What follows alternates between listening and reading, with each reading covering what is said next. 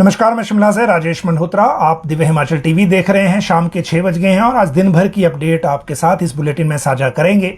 जैसे आपको याद है, आज हिमाचल में जो राज्य सरकार की कैबिनेट की बैठक थी, उस कैबिनेट में कुछ फैसले हुए हैं। एक ब्रीफिंग हम लोग आपको दिखा चुके हैं। उसके बाद आपको थोड़ी और अलग वैरायटी से और अलग अलग कारणों के साथ कैबिनेट की बैठक के टॉप 10 फैसले आज बताएंगे और साथ में ये भी बताएंगे कि अस्पतालों में यूजर चार्ज क्यों बढ़ने वाले हैं, करुणामूलक भर्ती को लेकर क्या हुआ और जो कैबिनेट के महत्वपूर्ण निर्णय हैं इसमें जो एटलीस्ट नौकरियों से रिलेटेड मामले हैं, जैसे फॉरेस्ट गार्ड की भर्ती है, क्योंकि एक चर्चा चल रही है असिस्टेंट फॉरेस्ट गार्ड को लेकर भी, तो उनको लेकर भी एक अपडेट आपके साथ साझा करेंगे।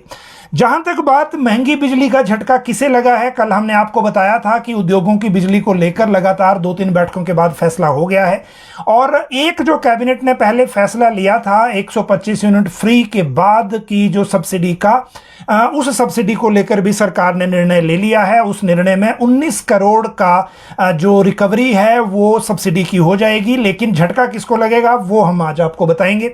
इसके साथ अगली बात है वो तहसीलदार नायब तहसीलदार के तबादले हुए हैं। प्रधानमंत्री ने डोडा रैली से हिमाचल को लेकर एक बात कही थी, अब उस जगह ही मुख्यमंत्री सुखविंदर सिंह सुक्खू भी जा रहे हैं ताकि जो हिमाचल को लेकर पीएम ने कहा उसको क्लैरिफाई किया जा सके। हो सकता है ये कांग्रेस की तरफ से एक स्ट्रेटेजिक कदम हो, लेकिन इसकी अपडेट आपको बताना जरूरी है।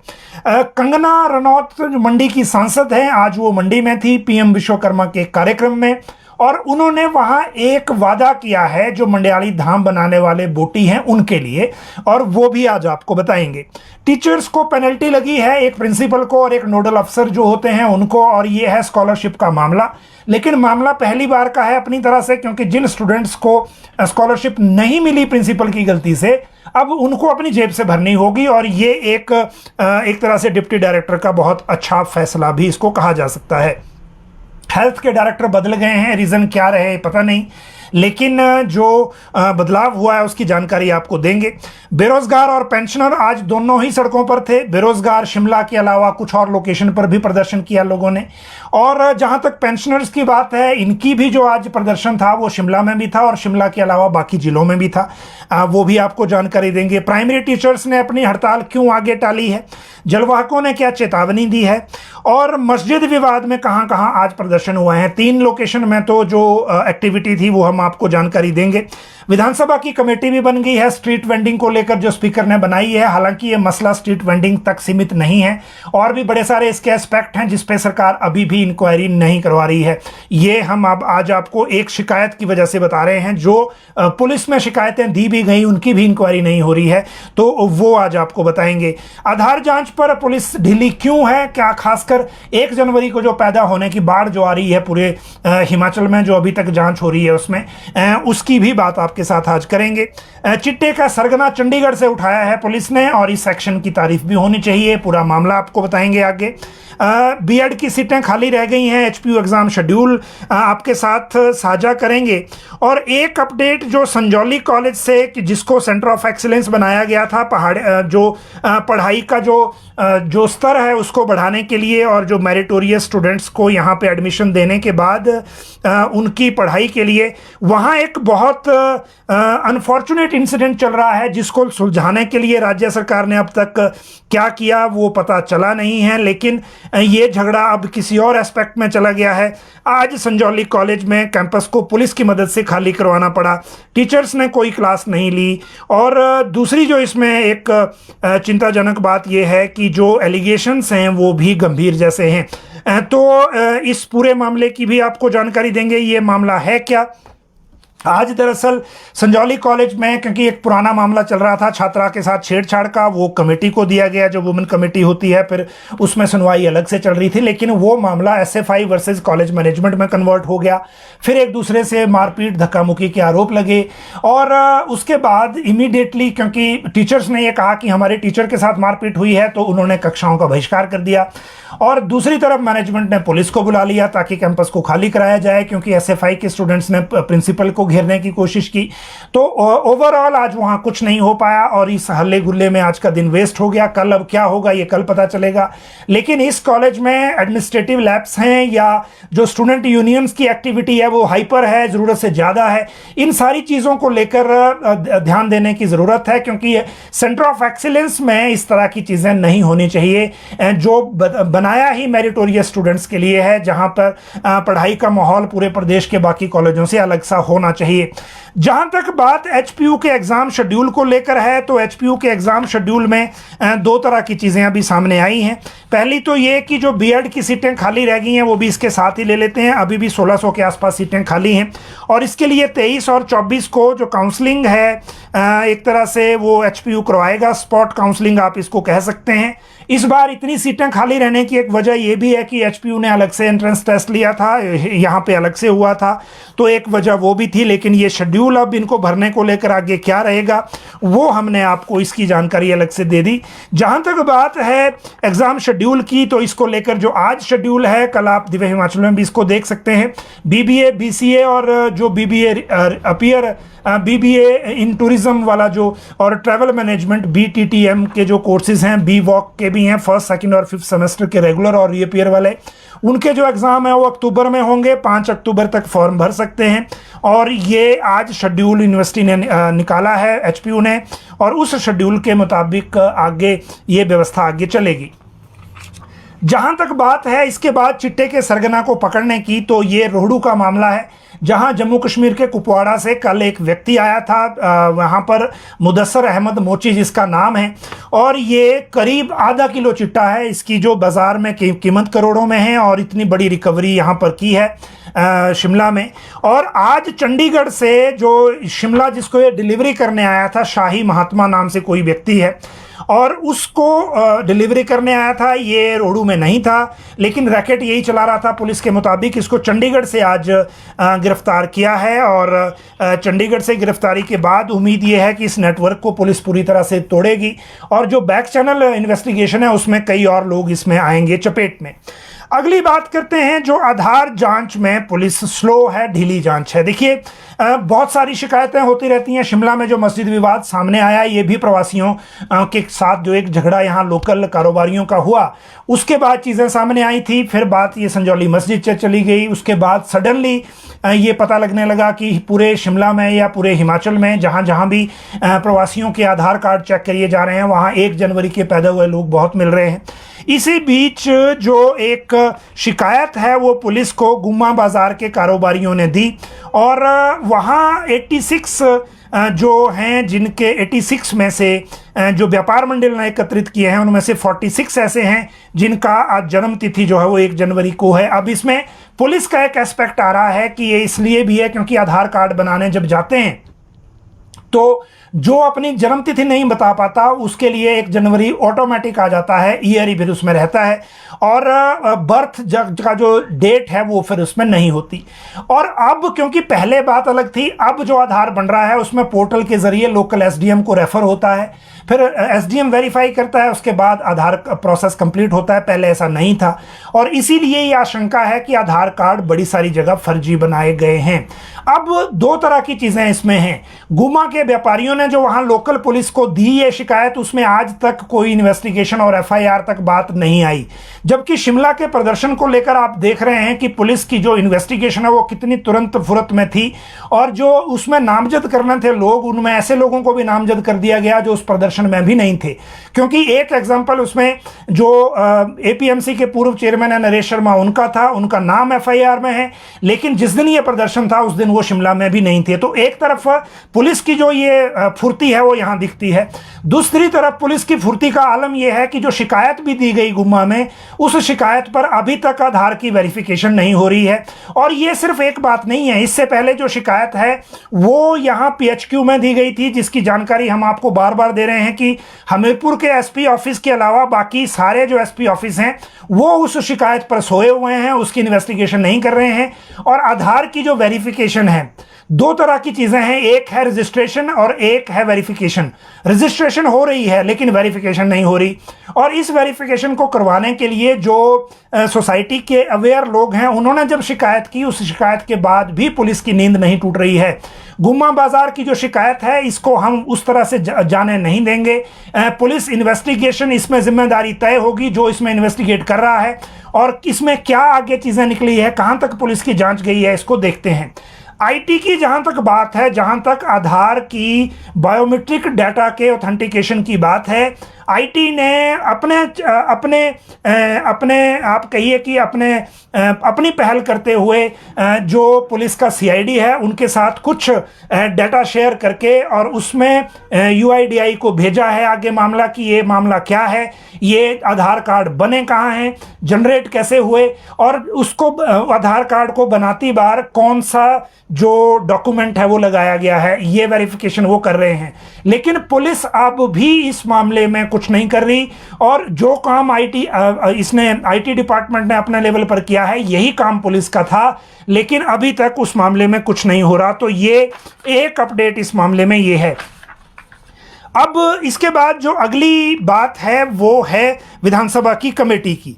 देखिए, विधानसभा की कमेटी बनाई जानी थी क्योंकि ये जो शिमला वाला विवाद है, इस विवाद में जो चीज़ें अभी हुई हैं उस विवाद में कमेटी का बड़ा रोल था, क्योंकि सरकार इसको इस तरह से देख रही है कि विधानसभा की कमेटी जो है वो स्ट्रीट वेंडिंग के मसले को सॉल्व कर लेगी। स्पीकर ने जो आज कमेटी बनाई, इसमें हर्षवर्धन चौहान जो उद्योग मंत्री हैं, संसदीय कार्य मंत्री हैं, उनको सभापति बनाया है। अनिरुद्ध सिंह और विक्रमादित्य सिंह मेंबर हैं। दोनों ने अलग अलग पक्ष रखा है। अनिरुद्ध सिंह ने इस मामले को बड़ा पॉजिटिवली उठाया था, संजौली मस्जिद का जो विवाद था, और विक्रमादित्य सिंह ने जो ऑफिशियल पोजीशन थी शहरी विकास मंत्री के नाते वो बताई थी। अनिल शर्मा भाजपा के जो एमएलए हैं, सतपाल सिंह सत्ती भाजपा के एमएलए, रणधीर शर्मा भाजपा के एमएलए, और शिमला लोकल के जो एमएलए हैं हरीश जनार्था, वो भी इसमें मेंबर बनाए गए हैं।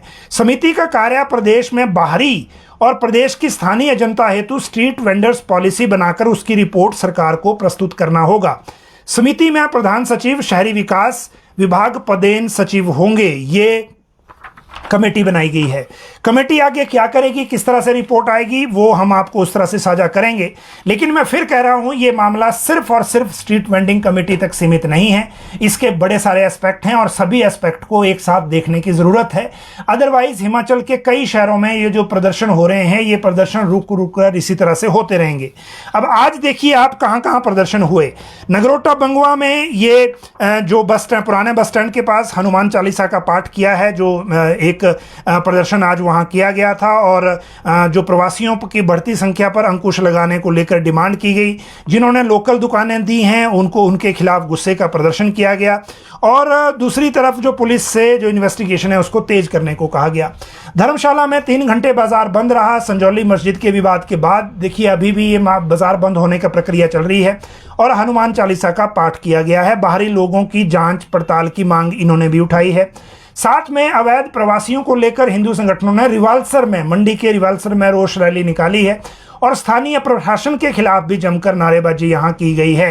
तो ये 3 के आज के इंसिडेंट हैं, इसीलिए ये मामला सीरियस तरीके से देखने की जरूरत इसमें है। जलवाकों की चेतावनी, आज जो प्रदेशाध्यक्ष हैं कल्याण सिंह, इन्होंने कहा है कि आज की कैबिनेट में इनके नियमितीकरण को लेकर, जलवाहकों के नियमितीकरण को लेकर फिर फैसला नहीं हुआ। 11 वर्ष जिन्होंने पूरे कर लिए हैं उनको रेगुलर करने की ये मांग कर रहे हैं, और इन्होंने चेतावनी ये दी है कि अगर अगली कैबिनेट में इनके नियमितीकरण का फैसला नहीं हुआ 11 साल वालों का, तो संघ जो है वो मजबूरन आंदोलन का रास्ता अपनाएगा, और इसकी जिम्मेदारी पूरी तरह से सरकार और विभाग की होगी। ये जलवाहकों की बात है। अब प्राइमरी टीचर्स की हड़ताल टली है। आज इन्होंने शिक्षा मंत्री रोहित ठाकुर के साथ सचिवालय में बैठक की, और इसमें शिक्षा विभाग के अधिकारी भी थे। प्राइमरी टीचर राजकीय प्राथमिक शिक्षक संघ 21 सितंबर के प्रस्तावित शिक्षा निदेशालय के घेराव को इन्होंने टाल दिया है 1 सप्ताह के लिए, और ये इसलिए टाला है कि शिक्षा मंत्री ने इनको आश्वासन दिया है कि 24 सूत्रीय मांग पत्र जो उन्होंने दिया है उसको सरकार गंभीरता से देखेगी। और दूसरा, जो अंडर 12 खेलों को ये दोबारा बहाल करने की मांग कर रहे हैं, उन खेलों को ये दोबारा बहाल करेंगे, ये बात इसमें कही गई है। अब बेरोजगार और पेंशनर सड़कों पर क्यों हैं? देखिए, आज पेंशनर्स ने शिमला में प्रदर्शन किया। पेंशनर्स ने शिमला में प्रदर्शन के बाद और जगह भी प्रदर्शन किया। शिमला में जो प्रदर्शन हुआ उसमें जो उपायुक्त कार्यालय के बाहर ये प्रदर्शन किया गया, जो अध्यक्ष हैं इनके आत्माराम शर्मा, इन्होंने ये कहा कि ना तो पेंशन टाइम पे मिल रही, ना उनको मेडिकल रिम्बर्समेंट और जो पेंशन वृद्धि जो है वो मिल रही है। इसलिए सरकार इतना टेकन फॉर ग्रांटेड ना ले पेंशनरों को, और इनको ज़रूरत होती है पैसे की, इसलिए इसमें गंभीरता से काम किया जाए। दूसरी इन्होंने एक बात ये कही कि मंत्री विधायकों का अब जिलों में घेराव करेंगे पेंशनर। शिमला में प्रदर्शन के बाद बोले पहली कोई पेंशन चाहिए, अगर इसमें आगे पीछे डेट को किया गया, जैसे इस बार 10 तारीख को किया गया था, वो पेंशनरों को बर्दाश्त नहीं है। कुल्लू में भी पेंशनरों ने प्रदर्शन किया है। यहाँ इनके जिला अध्यक्ष शेषराम ठाकुर थे। इन्होंने 2016 से जो छठे वेतन आयोग का संशोधित एरियर है उसको लेकर भी बात की। आनी में भी पेंशनरों ने प्रदर्शन किया और इसमें पुलिस पेंशनर एसोसिएशन भी शामिल हुई। देखिए, अध्यक्ष जुनितन ठाकुर थे इनके यहाँ, और वो प्रदर्शन भी हुआ।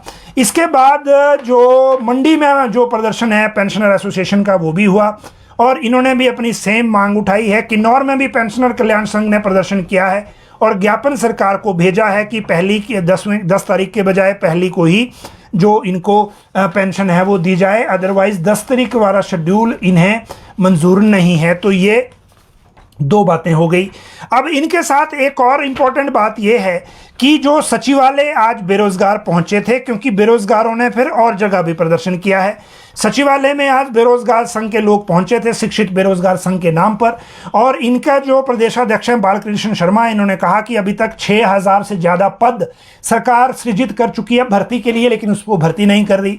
राज्य चयन आयोग को पूरी तरह फंक्शनल नहीं किया जा रहा और जो लोग अपनी मांग कर रहे हैं उनके साथ बातचीत भी नहीं हो रही। दूसरी बात इन्होंने ये कहा कि आज भी ये बातचीत सीएम से मिलने की कोशिश कर रहे हैं, मिलने के बाद ही फिर जाएंगे।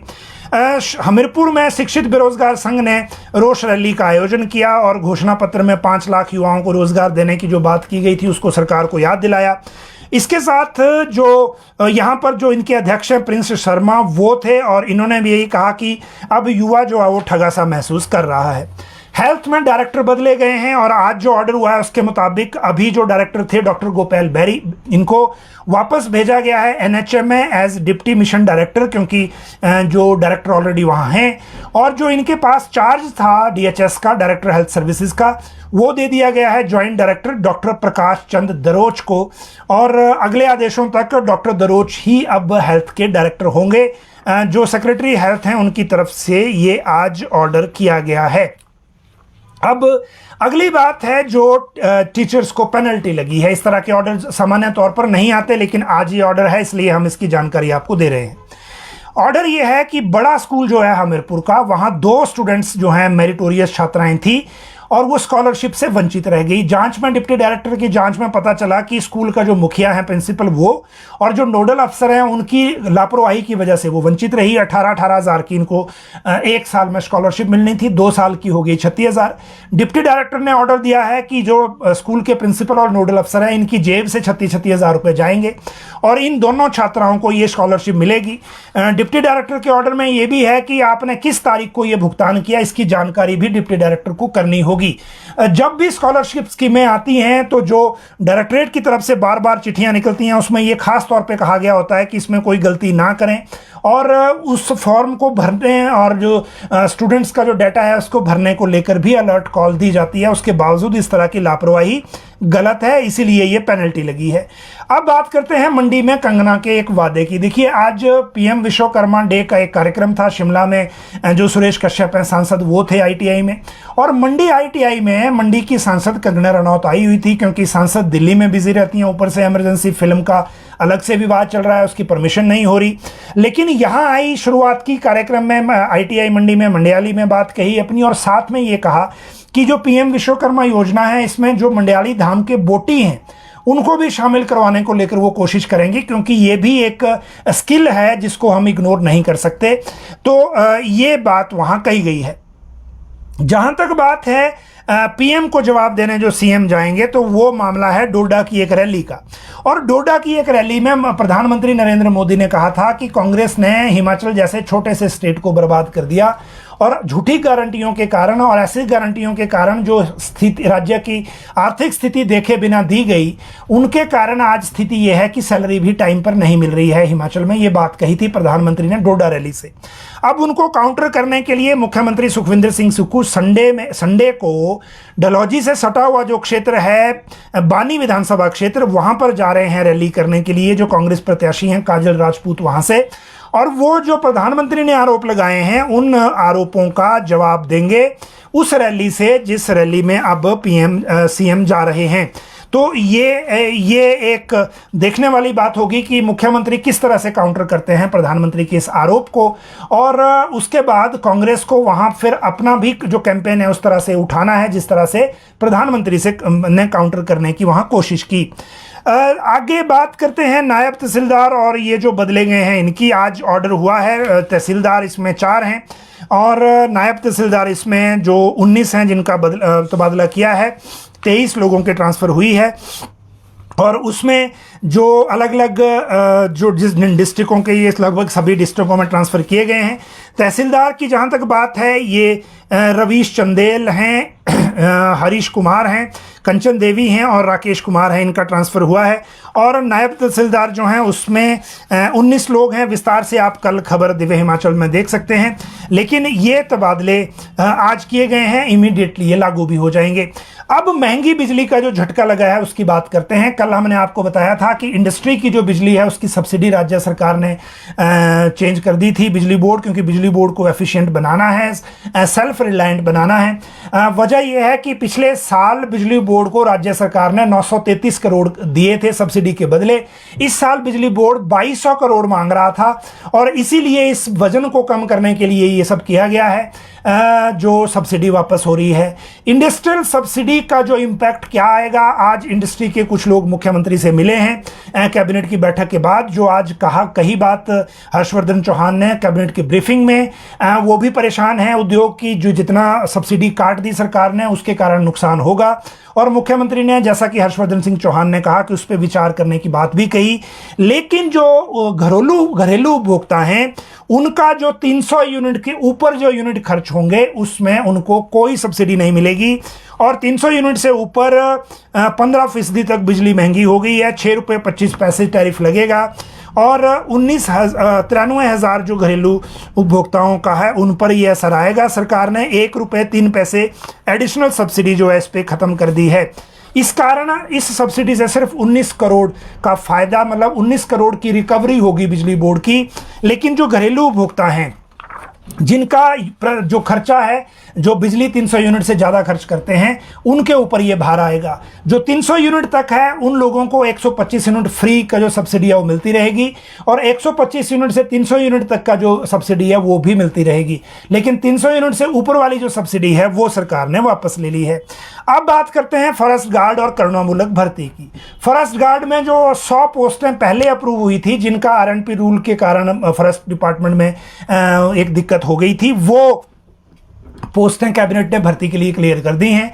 लेकिन जो मामला गया था कैबिनेट में फॉरेस्ट की तरफ से, उसके बाद एक चर्चा चल रही है कि असिस्टेंट फॉरेस्ट गार्ड हैं या फॉरेस्ट गार्ड हैं। क्योंकि देखिए, कैबिनेट से फाइल आने में 2 से 3 दिन का वक्त लगता है। अब जब फाइल वापस आएगी उसके बाद ही हम आपको बता पाएंगे कि इन दोनों में से कौन सी पोस्ट है। लेकिन एटलीस्ट फॉरेस्ट गार्ड की भर्ती को क्लियरेंस मिल गई है। हमीरपुर आयोग में जो ये भर्तियां शुरू होंगी अब, क्योंकि वहां अभी चेयरमैन और 2 मेंबर लगाए हैं और इन तीनों ने अभी तक ज्वाइन नहीं किया है, इनकी ओथ नहीं हो पाई है। जैसे ही ओथ होगी उसके बाद ये चीज़ें जो हैं वो गति पकड़ेंगी। लेकिन अब भी राज्य चयन आयोग के पास भर्ती करने के लिए कोई भर्ती एजेंसी नहीं है।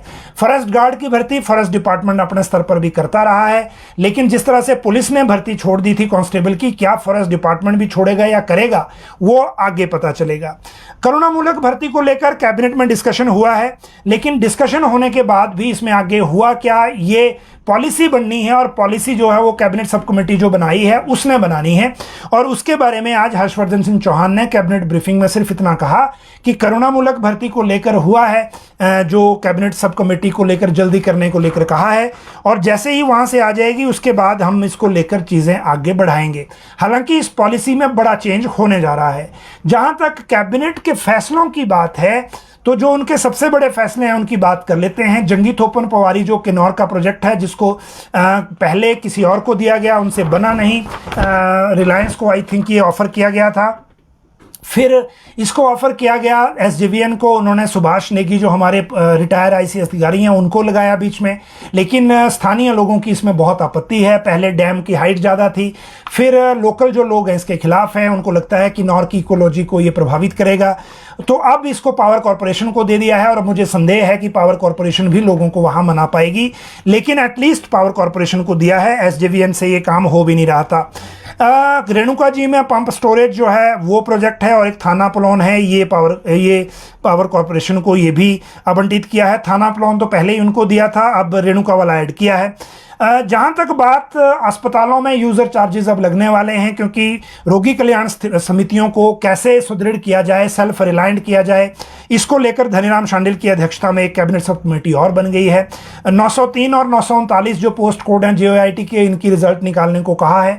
वैसे इसमें दिक्कत सिर्फ विजिलेंस की एक चिट्ठी की वजह से थी, जिन्होंने 16 लोगों को इसमें आरोपी बता दिया था, और वो उसमें उमा आजाद और बाकी लोगों को भी ऐड कर दिया था, जबकि कार्मिक विभाग ने सिर्फ जो जांच के अधीन स्टूडेंट हैं, अभ्यर्थी हैं, उनकी जानकारी मांगी थी। तो अब इसमें सिर्फ 6 लोग, 5 और 6 11 लोग निकले हैं। 16 लोगों की पहले जानकारी विजिलेंस ने दी थी, इस वजह से ये देरी हुई। SCRT जो है उसका मॉडिफिकेशन होगी, इसमें आपको पहले भी हम बता चुके हैं। लेकिन जो यशवंत सिंह परमार ऋण योजना है, जिसमें 1% ब्याज पर जो स्टूडेंट लोन मिलता है, उसका दायरा बढ़ा दिया गया है। अब विदेश में भी एजुकेशन के लिए इस योजना को मान लिया गया है, तो ये एक बड़ी बात इसमें थी।